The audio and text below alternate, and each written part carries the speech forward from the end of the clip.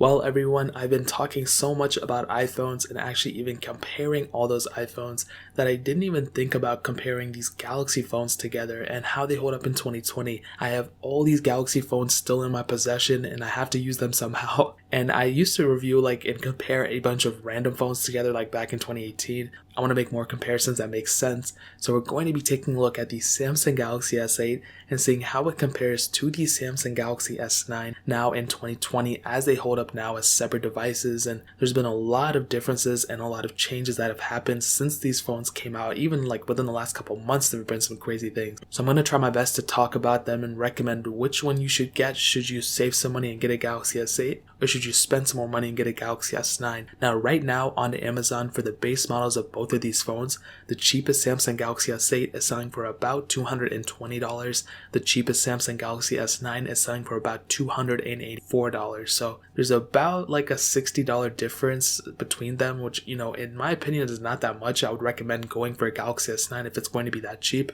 but some people might need that extra money, you know what I mean? If you want to pick up either of these phones for those prices that I just mentioned, the first two links down in the description will take you to a link. You can go and get them from there. They'll take you to Amazon and you can help support the channel at the same time, which would be really awesome. Now, starting off with the front, both these phones are pretty similar in the design wise. So we have 5.8-inch panels on both. They're both Super AMOLED panels and they're both 1440p. Now, really the only difference that I've been able to see is that on the front, I think the Galaxy S9 looks a little bit more sleeker. Apparently the bezels are a little bit thinner, which I really don't think they're exactly the same. But the Galaxy S8, for that front camera and the ambient light sensor, whatever that is on the front, it's a little bit more noticeable. Whereas on the Galaxy S9, it's a little bit more blacked out, so it looks a little bit more premium in my opinion. The Galaxy S8, I don't know, it just kind of gives me a weird vibe about it sometimes. I still think it looks beautiful and they both look almost exactly the same, but I've only been able to notice that front camera is a little bit different on both, which is not a big deal. I don't think it's that big of a deal at all. On the bottom we have USB Type-C ports, which is cool, a headphone jack on both phones as well, expandable storage on both phones as well, which is a super impressive thing and I love that a lot. And on the back you can see we have single camera setups, but we do have a little bit of a different layout of where the fingerprint sensor is. So on the Galaxy S8, you can see we have the fingerprint sensor on the left of the camera, on the right of the camera, basically on the side of the camera, which is a really weird location. I don't know why Samsung ever put it there. Whereas on the Galaxy S9, we have it right below that camera, which I think is the sweet spot.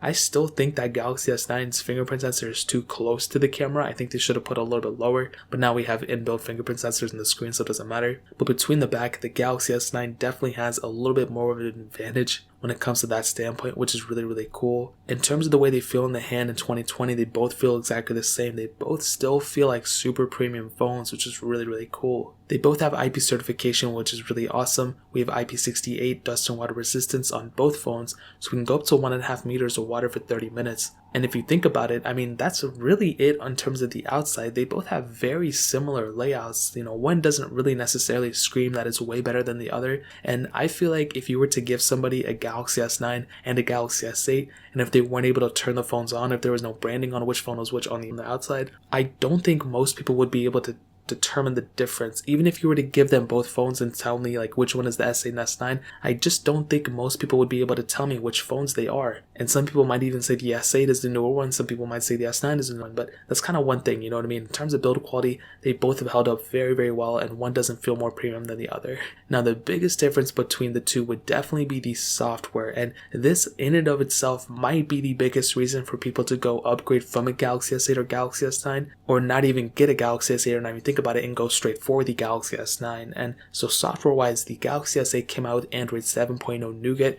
We were able to upgrade it to Android Pie, luckily on One UI, which is much better than TouchWiz or Samsung Experience or whatever. But the Samsung Galaxy S9 started off with Android 8.0 Oreo. We are able to upgrade it to Android Q or Android 10 as of this point. Now, for some reason, my stupid Galaxy S9 still hasn't gotten that update. I might have to go through Odin and install it that way. But we have that capability on the Galaxy S9, where we don't have that capability on the S8, and that was a humongous disadvantage for the Galaxy S8, and that's probably one of the biggest changes that have happened since this phone's release. This phone, the Galaxy S8 and the S9, if you can't already tell, they are so similar. There are so many similarities between both these phones, and the Galaxy S8 could have easily handled One UI 2.0. I don't know, I'm surprised it didn't get it, but it is what it is. There's really not too much we can do about it.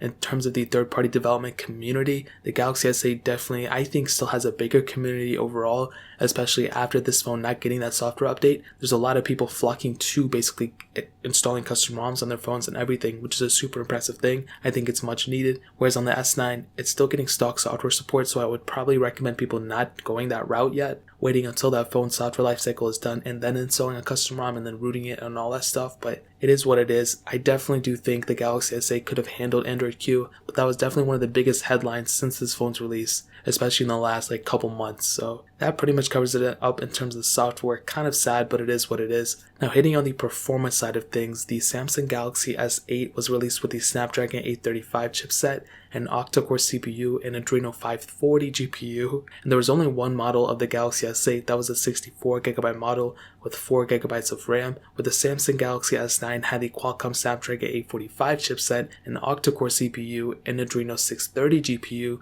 and there were 3 different models of the Galaxy S9, the 64, 128, and 256GB models, and all those models also had 4GB of RAM. Now, what I can tell you about the performance is, both phones feel super premium, both phones feel super good in terms of the performance standpoint. For the Galaxy S8, whenever I was doing anything with it, like I've said, for the most part, it was a pretty smooth experience. There really wasn't anything that made me think oh my god, this phone is super slow, or this phone is not compatible, or it's just not capable of doing what I wanted to do with it. And I never really had that experience.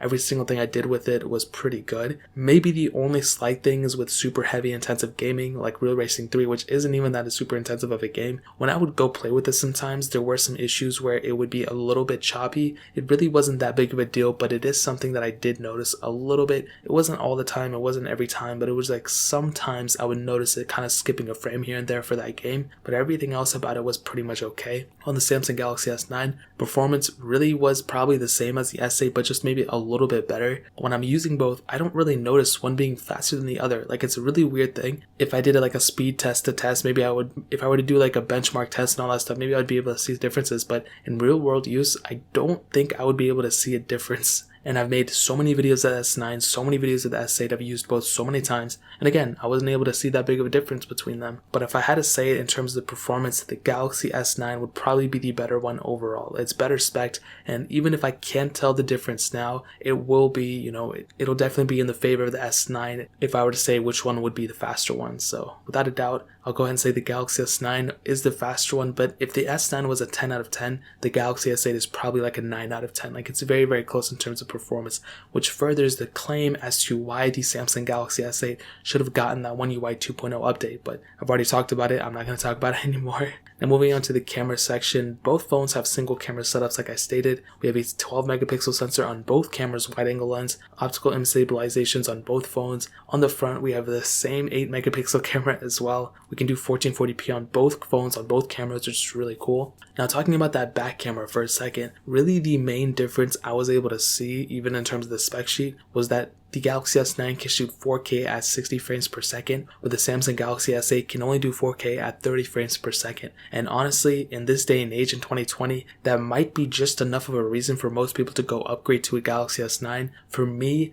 I honestly don't care that much. I think 4K 30 frames is okay. I shoot all my videos at 1080p, so it doesn't really matter. But for a majority, if you want to future-proof yourself, getting a camera that can shoot 4K at 60 frames will definitely do you better in the long run, which is a really, really important thing. In terms of the quality and video quality of the cameras on both these phones, they're both very good. I don't really see one being way better than the other one. Camera features are about the same on both cameras as well. Like I said, the main difference I've been able to see was that 4K at 60 frames per second on the Galaxy S9, where the Galaxy S8 can only shoot 30 frames per second at 4K. So if that's important to you, go get a Galaxy S9, but if that's not important to you, the Galaxy S8's camera will probably suffice, to be honest. So that pretty much covers it up in terms of the camera department. Now ending it off with the battery life, both phones have 3000 mAh batteries, and from my experience, I do think the Galaxy S9 might actually have the better battery life overall, and I kind of say that kind of tongue-in-cheek a little bit because the Galaxy S8 actually, is the older phone, and because of that, the battery has degraded over time.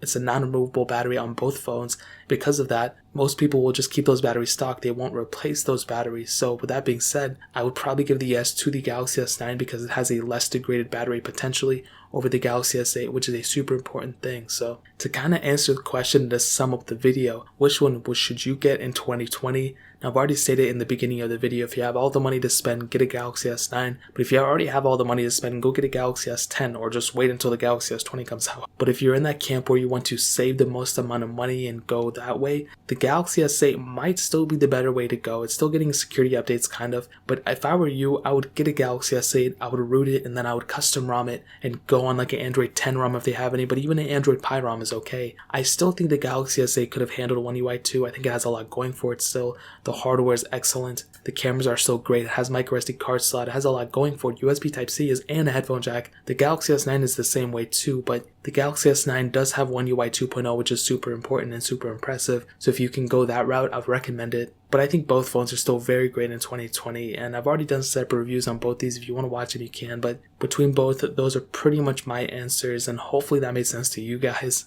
Like I stated, if you want to find these for the cheapest prices on Amazon, I'll link them down in the description below, so you guys can get it from there and help support the channel at the same time. But that is pretty much it. If you guys have any other questions or anything, leave it down in the comment section below. Hit that like button, that would mean so much, but definitely hit that subscribe button. Every single subscriber that we get really does count, so it means so much if you guys could hit that. Also check out the other links down in the description as well. My Twitter, my Instagram, my second channel. All those links are links down below. I really appreciate if you guys could check it out. But more importantly than everything else, I love every single one of you guys. Hopefully I'll catch you guys in the next video. Peace out.